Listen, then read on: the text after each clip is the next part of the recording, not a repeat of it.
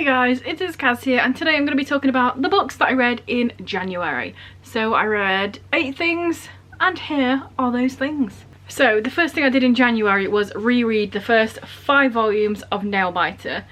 So this is the first one, There Will Be Blood.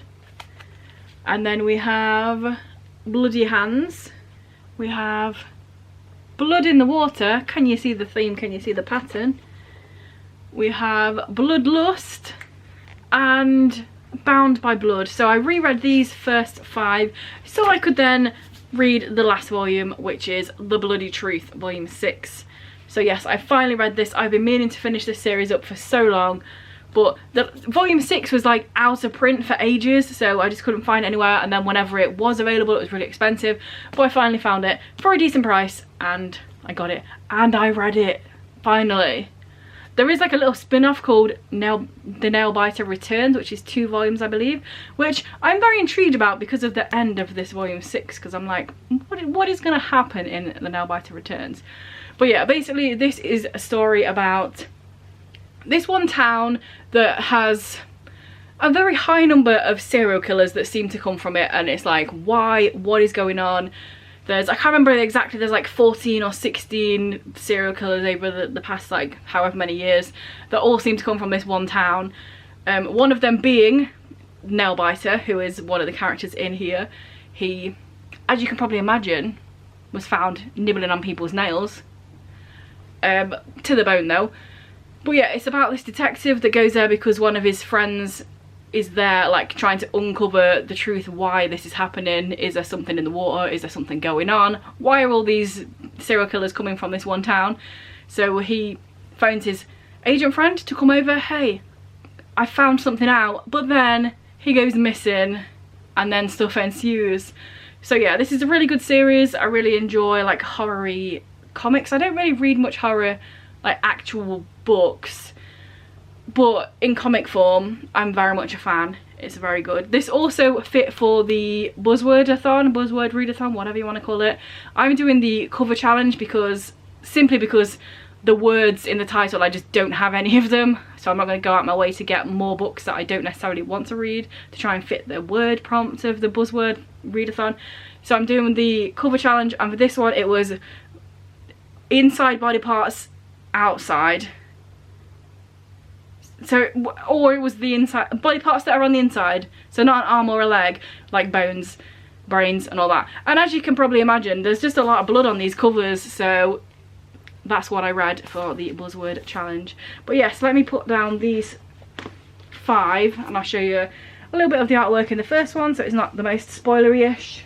But here we are. This is the sort of artwork in here. But yeah, really great series, really enjoyed this. The ending does wrap up a bunch of things that we've been seeing through the rest of the series, so that's always a bonus.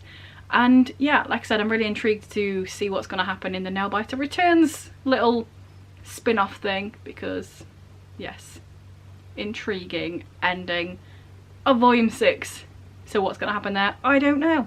So that was 6 of the 8, so here let's insert a little cat clip here because I ain't got 2 more books to talk about.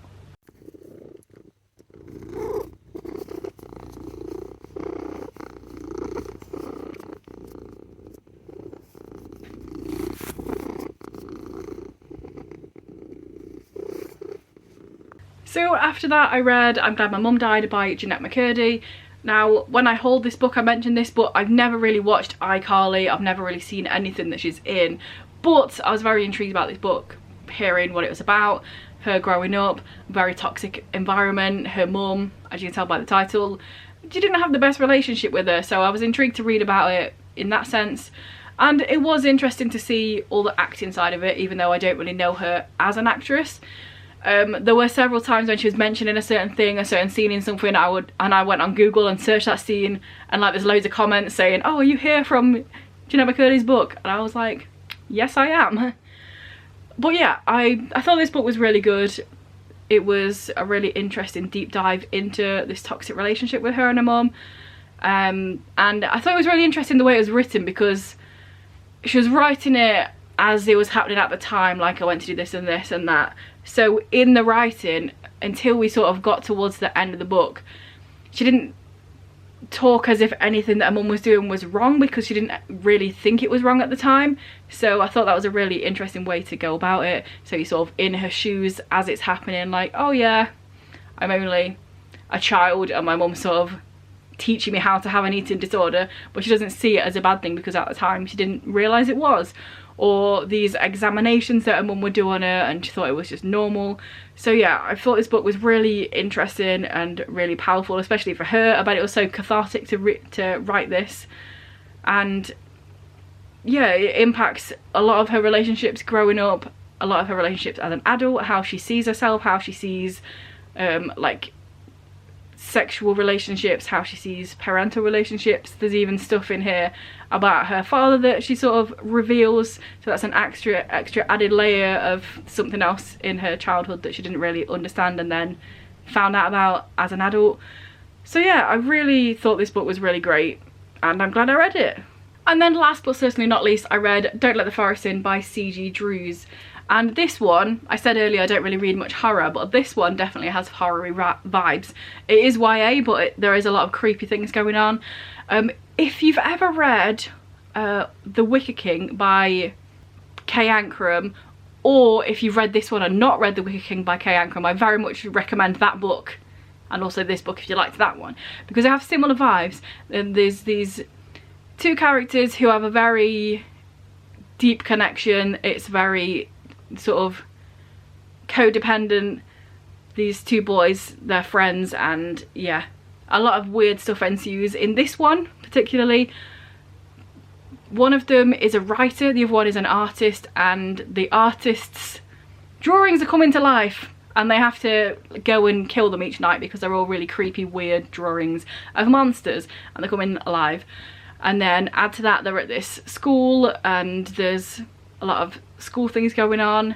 They're very much outcasts at this school, so you see a little bit of bullying here and there, or a little bit of trying to make friends with people that they didn't know before. So there's a lot of that sort of elements on, as well as the killing monsters. And yeah, like I said, a very codependent, toxic relationship between these two characters, but it's so good. I very, very much enjoyed this book. I would say it was my favourite read of the month.